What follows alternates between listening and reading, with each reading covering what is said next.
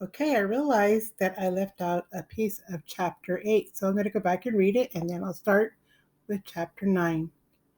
Edward felt immediately that Nellie was a very discerning woman. She's beautiful, breathed Nellie. For a moment, Edward was confused. Was there some other object of beauty in the room? What will I call her? Susanna, said Lawrence. Just right, said Nellie. Susanna. She looked deep into Edward's eyes. First off, Susanna will need some clothes, won't she? Chapter 9. And so Edward Tulane became Susanna. Nellie sewed several outfits for him: a pink dress with ruffles for special occasions, a simple shift fashioned out of a flower covered cloth for everyday use, and a long white gown made of cotton for Edward to sleep in. In addition, she remade his ears, stripping them of the few pieces of fur that remained and designing him a new pair. Oh, she told him when she was done, you look lovely. He was horrified at first. He was, after all, a boy rabbit.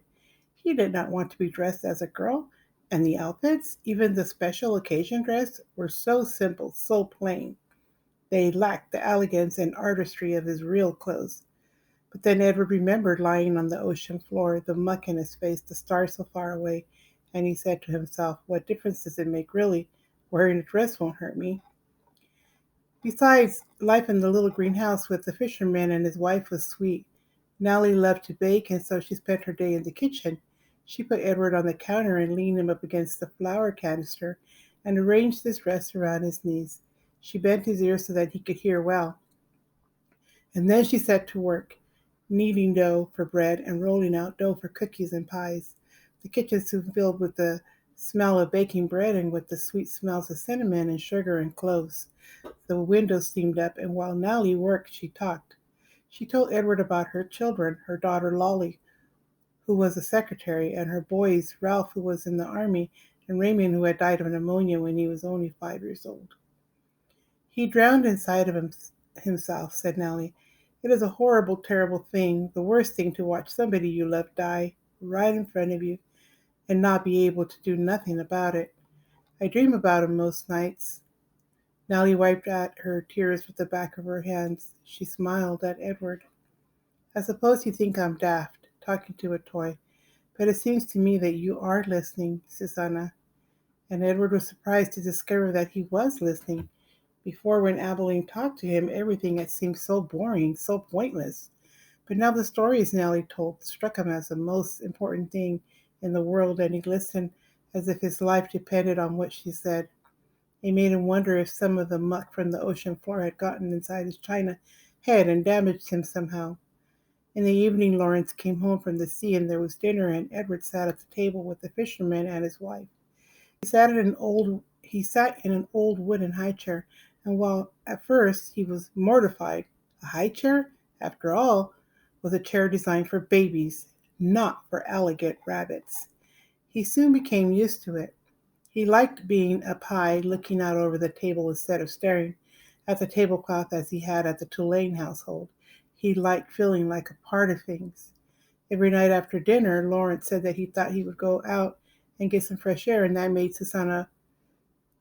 Susanna would like to come with him. He placed Edward on his shoulder, as he had that first night when he walked him through town, bringing him home to Nellie. They went outside, and Lawrence lit his pipe and held Edward there on his shoulder. And if the night was clear, Edward Lawrence said the names of the constellations one at a time.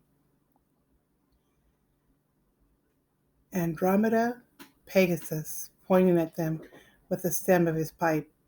Edward loved looking up at the stars, and he loved the sounds of the constellation names.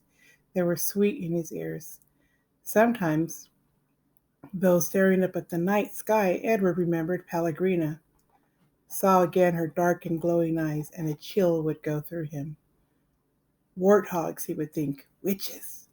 But Nellie, before she put him to bed each night, sang Edward a lullaby, a song about a mockingbird that did not sing, and a diamond ring that would not shine, and the sound of Nellie's voice soothed the rabbit, and he forgot about Pellegrina.